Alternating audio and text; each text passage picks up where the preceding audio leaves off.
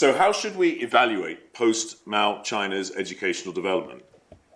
This is a question that prompts intense debate both within China itself and far beyond, as I said, not least in places like America and Britain, purporting to show China, or at least Shanghai, outperforming everywhere else. Panicked commentary seems to converge on one message: the Chinese are coming. By out-educating an effete West, they threaten to overtake us economically, outfox us technologically, and outmaneuver us strategically. But has post-Mao China earned its widespread reputation for educational brilliance? So in the closing chapter of this book, Xiaodong and I offer a tentative answer, but we also challenge some of the assumptions that typically frame these kinds of questions. On the one hand, success is relative, so how successful a country looks depends very much on our comparative perspective. But more fundamentally, what counts as success depends on what we think education is ultimately for. The first of our four perspectives, and these are perspectives, these are sort of categories that we came up with ourselves, is the orthodox or official one. Research in this vein celebrates educational achievements that are real enough.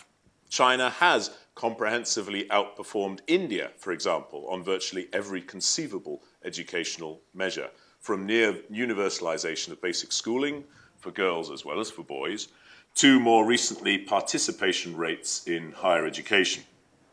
But political or ethical critique may sometimes be implicit in practice-oriented research.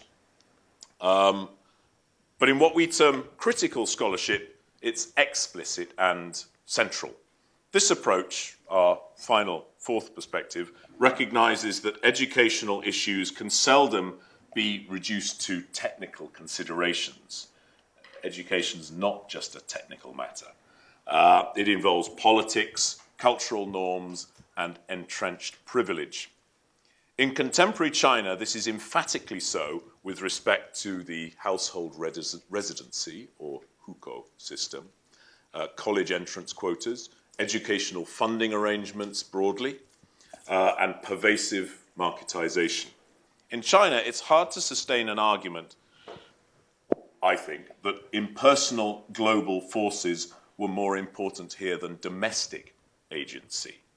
Decisions such as those to prioritize the nurturing of elite talent following the Cultural Revolution, or to vocationalize much of the high school sector from the 1980s, or to expand fee-based higher education in a late 1990s Big Bang, or to tie post-Tiananmen regime legitimacy to a virulent strain of nationalism. None of these decisions were simply technocratic, pragmatic answers to objective historical problems. Many of these moves were hotly contested within Chinese society and the Communist Party itself, but none were forced on the country from outside. So in post-Mao China, policy on education, and more generally, has been governed by two overriding goals: the maintenance of socio-political stability and the pursuit of prosperity. Stability means determination to maintain party control, and prosperity supports this by offering various constituencies an enhanced stake in the status quo. Meanwhile, underlying both the developmental strategy itself and conceptions of education's contribution to it has been a fundamentally instrumentalist vision of the role of the citizen in relation to the state. Now, that instrumentalism, I think, is where the outlook of communist technocrats in China broadly converges with that of the OECD's neoliberal functionaries. Since the 1980s, the language of entrepreneurship, human capital, the skills agenda, and the knowledge economy has come to pervade the educational vision of the OECD and many developed societies, especially in the Anglosphere and in East Asia. In terms of the skills tested by PISA in reading, in science, in maths, this performance has certainly been strong. On almost every measure, Shanghai's students outperform those in other education systems surveyed, not just scoring more highly overall, but also exhibiting a more equal distribution of scores across the cohort. Now, how that cohort was selected was itself a bit problematic. China's success in imparting basic literacy and numeracy skills to the bulk of its vast population, begun during the Mao era, has been widely credited with laying the foundations for its post-Mao industrial success. More recently, the vast expansion of secondary and tertiary education has certainly boosted the range and sophistication of the country's human capital. So there's no doubt about all of that. However, how much of this translates into workplace productivity and economic growth is actually extremely hard to measure. Amongst the consequences of this intensifying credentialism has been a significant cramping of the lives of young learners and of the concept of learning itself. Study for purposes other than exam success is actively discouraged by many teachers and parents. In China, as in test-obsessed Korea and Japan, I can't speak for Singapore, research has indicated comparatively low intrinsic motivation amongst young learners. The ranking or sorting function of schooling thus assumes heightened importance not just for students themselves, but also for their entire families. And this is especially so when the system affords few second chances and the college entrance examination is treated as a once-for-all rite of passage that brands one for life as a success or a failure. Hence the widespread disdain in China for a senior secondary vocational track that disbars students from careers conferring real status or material security.